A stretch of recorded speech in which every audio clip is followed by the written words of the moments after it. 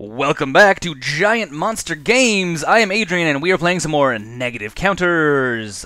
We are on the draw, and I think this is a perfectly acceptable opening hand. We have a 1-drop, we don't have a 2-drop, but we do have a 3-drop that is pretty good, and Sacred Foundry tapped. So we could be playing against, if I was to guess, I would say we're probably playing against Naya Aggro. Because usually if our opponent is playing Sacred Foundry, and if they're playing like Norn Sisters, they would actually play Norn Sister like straight away. Mind you, also if we're playing against like Naya Aggro, usually they'd be dropping another creature also right away. So I don't actually know. I'm not actually sure what we're playing against. I'm sure we'll find out once we see our opponent's second turn. Hopefully we'll see what they're playing. Okay, or Mardu something or other. Is it Mardu Aristocrats? Possible. It's completely possible. So what is our opponent going to probably take? He's probably going to take Necroskitter. Makes the most sense to me for him to take a Necroskitter. So Tide Hollow Scholar, if you have seen the Aristocrats deck that I showed a while ago, he is one of the key pieces because he comes into play. You get to exile a card out of an opponent's library, and then when it dies, that player gets that card back. Tide Hollow Scholar is really special though because his stealing a card from your hand and his returning that card to your opponent's hand are not the same ability. It's not like you get to keep that card in exile until this guy dies. It actually is its own triggered ability. So if you exile this guy, so he enters the battlefield and the ability goes on the stack, and you exile him before, or you get rid of him before the leaving battlefield trigger, before the first trigger resolves, that player will never get that card back. If that makes any sense. I explained that really terribly, but that is yeah, why Tide Hollow Scholar is actually really awesome, and why you generally see him played over other cards. Well, we don't have... Oh, he took Skinrender? Oh, okay, well, if that's what you want. In theory, we could kill the Tide Hollow Scholar right now. I'm not super interested in doing that. So I think we'll just ship it to our opponent and let them see what they want to do. We're not going to attack with the Fume Spitter yet. I'd rather potentially keep the -1 counter for something else. So, Flooded Strand. Yeah. I would really love to get Necroskitter into play and then kill that Tide Hollow Scholar, because then we would also get to steal something from our opponent's hand. You may have enter the battlefield a copy of an artifact on the battlefield. Well, I think this is our moment where we need to scar this guy, and then we need to sacrifice our Fume Spitter, because I don't really want to lose another card, because that sounds really, really terrible. Because he's obviously going to have this guy come in a copy of Tide Hollow Scholar, which is also an artifact, which doesn't really work for me. So thanks, but no thanks. So he just basically got an artifact that comes into play as an artifact. Yeah. So cool beans for you, guy. Cool beans for you. I really wanted to steal a guy. I'm not gonna lie. I really wanted to steal Tide Hollow Scholar, but it's not a thing that's gonna happen. Not this game. Or at least not right now. At least. Let's throw down the Necroskitter and then ship it to our opponent's turn. Let's see how this goes now. And then if he plays a creature, we're going to play Skinrender next turn and hopefully kill it, steal it, and then swing in for 1. We'll see what he does. What is this? It doesn't have art because my MTGO is awesome like that. When it enters the battlefield, you gain 2 life. When it dies, you draw. Oh, okay, I know what this is. It's the fox from... Yeah, okay. I was like, oh, I know exactly what this is. So that's neat. I think we're going to just kill it anyways. Just because we can. Oh, Hapatra! Ooh, she's also really awesome. Now, question being, play the forest, because why not? We could... I kind of want to play Hapatra first, because then we can get advantage off of Skinrender, but I think playing Skinrender to use up all of our mana, killing this guy, swinging for 1, I think that's actually a better bet. So let's go that route. Because we don't have anything to hold up, and our opponent has already saw our hand minus Hapatra and Midnight Banshee, so our opponent knows that we don't really have anything. The other option would have been actually Incremental Blight, technically.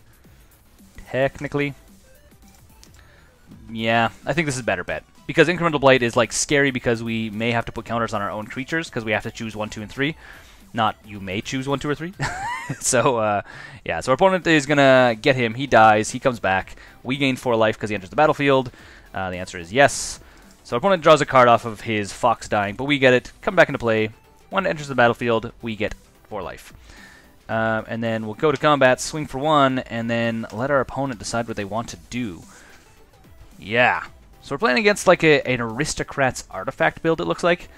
Because I'm guessing this guy here, because this, Sculpting Steel comes into play as a copy of any artifact, so it could be, you know, coming in as like the Familiar, it could be coming in as a Title of Scholar, which is probably one of its better copies. He may have some other bigger stuff as well. And so our opponent gets to draw 3 cards and then discard 2 cards unless he discards an artifact. 99% chance he's going to discard an artifact. So he discards Panharmonicon. Ooh, that's exciting. Very exciting. Panharmonicon, for those who don't know, is whenever a creature, artifact creature entering the battlefield causes an ability to trigger, you get to do it twice. So he would be getting double value off of the Familiar, double triggers off of Title of Scholar. Lots of things that our opponent could be getting tons of value off of. So, he's going to path what? He's going to path Necroskitter. That's sad. It's very sad. But I understand where our opponent is coming from. Yes, we are going to go and dig up. I think, what do we dig up? I think we just dig up a forest. We don't really need the forest right now, but it's good to have it. Play the swamp. And we could, in theory, play... Well, no, there's no point in playing either of these guys.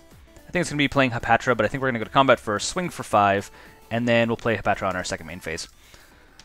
That's going to be the plan. Let our opponent guess a little bit before we actually play stuff. Because playing stuff before your combat is always, like, kind of sketchy unless you need, you know, benefit or value off of it. And we don't, because Hapatra doesn't get any value off either of these guys attacking. And ship it to our opponent's turn, and what we're going to be doing starting next turn is we're going to play Midnight Banshee, because we have enough mana for it now, which will then start putting minus counters on a lot of stuff. His Hedron Crab is a fantastic thing to be putting counters on, as well. And then the cool thing as well, so here's a really cool thing. So, once we have Midnight Banshee and Hapatra in play, Midnight Banshee puts a bunch of counters on a bunch of creatures, and then every one of those creatures that gets a counter, Hapatra creates green snake tokens. The turn after, all of the green snake tokens will also get... Oh, whoa, what do we got here? Delirium. Beginning of your upkeep, you lose 4 life unless there are 4 or more card types among cards in your graveyard. Cool. As well, if it puts up 4 cards in your library in your graveyard. Okay, so... I think we're going to play Incremental Blight on that thing. I think that's what we're going to do, actually. So maybe not Midnight Banshee. As I was saying, though, one cool thing is once you get a whole bunch of green snake tokens in play, Midnight Banshee puts a token on all of them, and if you have, like, the snake... So it basically kills them all and creates new snakes, which is kind of funny. It's even funnier, though, when you have the Obelisk Spider in play. Oh, Necroskitter. I think Incremental Blight is actually going to be a better bet. Yeah. So, Familiar gets 1. Hedron Crab gets 2, and the Demon gets 3. We can tap down all of this. Yeah. So the Demon becomes a 1/2, which is super funny. And we get a bunch of tokens, so always yield. We get a bunch of Death Touch Snakes, which is super cool for me. Go to combat. Swing in with everything, I guess. Because if he blocks Hapatra, we kill it. Sure. If he blocks the Familiar, we draw a card, which is fine for us as well. And we also get to kill his Demon as well if he blocks, because we get to put a counter on something. Or a creature, yeah. Super funny. Yes. He should have blocked Hapatra, actually. We would have obviously killed it, but we killed it at the end anyways, so... yes. And we killed his Demon, and we also got a Doomblade, which is pretty rad. Okay, well, ship it to our opponent's turn. Again, I'm not really sure. I mean, this is a neat budget, or maybe not even very budget, but a neat build our opponent's playing with. Playing 4 colors is super risky. I feel like our opponent shouldn't be playing... Oh, he's gonna... What is he gonna get back? He is grabbing what? He is grabbing this guy. When enters the battlefield, you may return target artifact card from your graveyard to the battlefield. Okay, so he's gonna grab something else. Okay. Interesting. And what is he grabbing? So now he is grabbing this guy, which is enter the battlefield with 3 1/1 counters on it, remove a counter from it, deals 1 damage to our creature or player. Okay. So he's probably going to ping off our Hapatra like right away, I would guess. Yep. Hapatra goes away. Yep. Goodbye, Hapatra. Nice seeing you. And probably goes to our turn now. And we get a land, which is neat. And Midnight Banshee doesn't do a ton of good right now.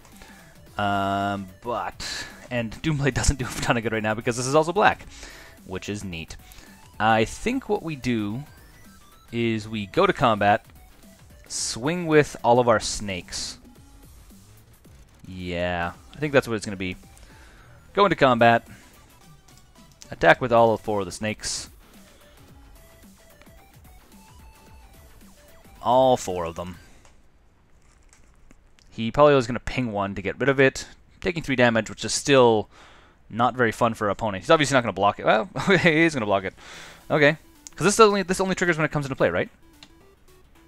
Enter the battlefield, return a card artifact. Okay, so he's going to take 2 damage, which is fine. And I think we just play a Necroskitter and ship it to our opponent's turn. Slowly whittling our opponent down. Even if he does start swinging in for 5, we are at 22 life. we're sitting pretty. Okay, ship it to our opponent's turn. What do they come up with? They are on a pretty short leash at this point. He is paying something. He has 4 cards in hand, though. He has tons of potential options. And our opponent plays Unburial Rites. Okay. I see what's going on here.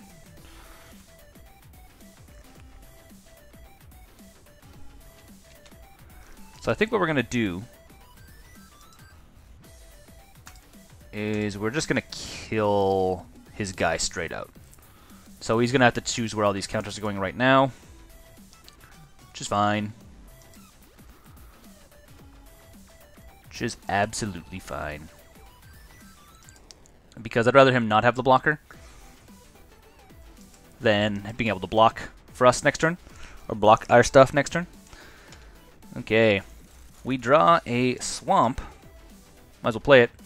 And what do? Do we swing with both? If we swing with both, we lose 1. If we don't, we can just sit. Or we could play Midnight Banshee. Let's do that. Let's play Midnight Banshee. Seems like the appropriate kind of card to play. So Midnight Banshee. Right now it's not going to affect anything. We don't have any green creature. We don't have any non-black creatures in play. But as soon as he plays anything and gets down to our turn again, it's going to start affecting stuff. Also, we have a 5/5 on table, which means if we swing in, we don't swing in for lethal, but if we swing in 2 times in a row, we swing in for lethal theoretically. I'm assuming he doesn't like Path, which is another option. Wall of Omens is also an option. It is another option. Okay, we need some action. If I get... yeah, we need some action. Opponent is getting all of the action. We are not now. We're kind of like run out of steam because usually by now we are having our opponent on their knees and ready to die. But that's not kind of what happened now. So, Wall of Omens is going to get a -1 counter on it. We have a Swamp, which we're not going to play. We're going to hold it up as though we have something. And do I now attack with everything or not? If I attack with everything, what happens? So he has to block the Midnight Banshee. Probably just block it with the Wall of Omens. I think we just attack with the Midnight Banshee, actually. Because if he trades with the... Oh, he has... No, he doesn't. He played it out of his graveyard last turn. So I think we actually just attack with Midnight Banshee. I think that's the road to victory here. I think we attack with Midnight Banshee and Skinrender, because if he has to block Midnight Banshee. So he could block Midnight Banshee with Wall of Omens. Fine.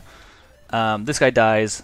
Wall of Omens dies, comes back to play. We get it. We draw a card, which may give us some action, which is fine. We also theoretically get a blocker on the ground. And do we get action? We draw another Midnight Banshee. So we might as well play another Midnight Banshee. Yep, play another Midnight Banshee. And then ship it to our opponent's turn. They are in a really hard spot because they need to be able to get rid of one of these two, otherwise they lose next turn. We have our opponent in the chokehold. Do they have an out? Let's find out. There's lots of potential things they have out. They have 6 cards in hand. Things like Wall of Omens, theoretically, will stop stuff. Yep. That is also a thing that kills stuff. Still, it's going to be a rough situation. Rough situation for our opponent. What else are they playing? Panharmonicon. Okay. I could see this being potentially problematic. Our opponent doesn't swing in. So our opponent is kind of just sitting, waiting for stuff to happen. Yes, unfortunately, our Wall of Omens is also going to shrink from this. Hapatra. Yes, please. That is going to be amazing. Ooh, I am very excited about this now. Very, very excited about this. I think we just go to combat. Swing with both of our Midnight Banshees. He has to trade with both of these for us. Has to do it. So he's going to lose his cat lady. His artifact cat lady. We get a bunch of stuff. Hapatra, Hapatra, Necroskitter, Necroskitter, Necroskitter. Always yes. So, okay. Wall of Omens comes to us. We draw a card. Channel Initiate, always cool. Necroskitter triggering. We get his guy. We get to, in theory... Oh, and we get to create tokens as well. Hold on. What is her ability? I thought her ability was whenever she does damage. Whenever Hapatra deals combat damage to a player, you may put a counter on. Whenever you put a 1/1 counter on a creature. Interesting. Oh, I didn't realize that Midnight Banshee has Wither. That's rad. That's super rad. This has more value than I thought it did. That's neat. Okay, and it is our main phase. So I think we just play Channeler Initiate. Because why not? And what do we put counters on? I think we just put counters on herself, because then she can, create some mana. I guess. Makes sense. Hapatra triggers, we get some counters, and I don't see why our opponent hasn't scooped yet. He maybe just wants us to burn our clock a little bit, which could be what's going on. Or he might have, like, Supreme Verdict in hand. Or Hedron Crab, I'm not sure how that helps him. He may have some trick up his sleeve. I would assume Supreme Verdict is the trick he's looking for. So, land enters the battlefield under your control. What is it when the land enters the battlefield? Put the top 2 cards into the library. Okay. Opponent scoops it up, go to sideboard. We are playing against like a super duper weird deck. I think getting rid of stuff out of the graveyard is probably going to be a good bet for us. Duress seems 50-50. I'm not sure how good it is. Beast Within I think should come in as well, just because our Doomblades aren't super effective here. So we're going to pitch 2 Doomblades out. And we need to pitch some other stuff out. So, Incremental Blight, one of you can come out. Midnight Banshees are very good. Necroskitter is very good. Nest of Scarabs is really good. Hapatra is very good. The only thing I can think of is actually taking out the Scar. I think that's the only other one I can think of taking out. Alright, run her back like that. Beast Within we're putting in largely because we need to be able a way of dealing with his like big creature-y stuff or his Panharmonicon. I mean, there's a bunch of things that we should be aiming to get rid of that are basically going to give him value. So why not get rid of them? This is a good opening hand. It's unfortunately no turn 1 play. We do have some turn 2 play, Doomblade. If something comes up, I'm saying a lot. I should really stop saying to every single sentence that I say. Hollowed Fountain coming in tapped. That is fine for us. And another Obelisk Spider. Obelisk Spider is really good, I'm not going to lie. So play a Swamp, ship it to our opponent's turn, see what they have to play. What does our opponent decide? They decide Hedron Crab, and then they're going to play a land probably to put some cards into their graveyard. Kind of wouldn't mind getting that Tormod's Crypt sooner rather than later, because then we can just crack it in response to him like doing some graveyard shenanigans, which is I think what really needs to happen. Oh, Hapatra! You are like the most beautiful turn 2 play. I am so happy to see you. Marvelous. Okay, shipping again to our opponent's turn. and seeing what they have to say and or do. So milling themselves a bunch more, which is fine. We could have Doombladed his Hedron Crab, which obviously is not a terrible idea, to be honest. Which is honestly not a terrible idea, to be honest. That's a sentence, I guess. Yeah, because he's definitely milling stuff into his graveyard because he's trying to get value off of stuff like Tidehollow Skull. Well, he's trying to get value off of stuff in his graveyard. And we don't necessarily want that. So, what do I think? I am pretty sure we played a land. It's not a very hard choice there. And we have a couple options. We could Doomblade stuff, which I'm kind of 50-50 on. Nest of Scarabs is good if we're going to be getting a bunch of counters down. At this point, we're not really going to get a bunch of counters down, but I think playing Obelisk Spider is probably a good idea. The one thing about it is if we attack with... The one option, we could attack with Hapatra, but he'll block the Wall of Omens. But we could Doomblade the wall and then swing with Hapatra, and he either takes 2 damage, or he blocks it with his crab, loses his crab, or he takes 2 damage and his crab gets -1/-1. The other option is playing Obelisk Spider, which is that better? I think Doomblade. I think this plan, obviously we're not having as many options for next turn onward. Like, Obelisk Spider swinging in is actually pretty good, but I think doing this way and forcing him to lose tempo a little bit is probably going to be better. Okay, so either he blocks with Hedron Crab, which he doesn't, so we get to put a -1 counter on something. I'm going to put it on his crab, which is fine. And we also get a 1/1 Snake Death Touch creature token, yes, which is probably the better bet out of the two. I'm not going to lie, it's probably the better option. Obelisk Spider, as I said, it would be really good because it's going to start getting us momentum, but I think we need to think of it this way. We can't let our opponent get momentum either, because our opponent could, in theory, out-momentum us, so it's a little bit risky for us. So he's going to dump a bunch of cards into his graveyard, because he's probably going to crack Flooded Strand. If he needs it this turn, he'll crack it now. He's going to crack it now, get into land, Hedron Crab triggers again. If he doesn't need the land, then yeah. So Godless Shrine. At this point, he hasn't put anything that is really, hot in the beans land into his graveyard. Like, nothing super crazy. Panamaticon is probably the only really good thing in his graveyard at this point. What is this? It looks scary. Target player puts the top 8 cards of his library. Okay, okay, yeah. So he is going to Tidehollow. Oh, no, he's going to grab this guy. That's fine. Killing our snake. Sure. Probably also killing Hapatra, which happens. It's unfortunate, but it happens. So he has a 1/1. He has spent... he spent his pretty good play on his part. Pretty good turn. Now, 2 questions. Skinrender is only good if we have Nest of Scarabs out.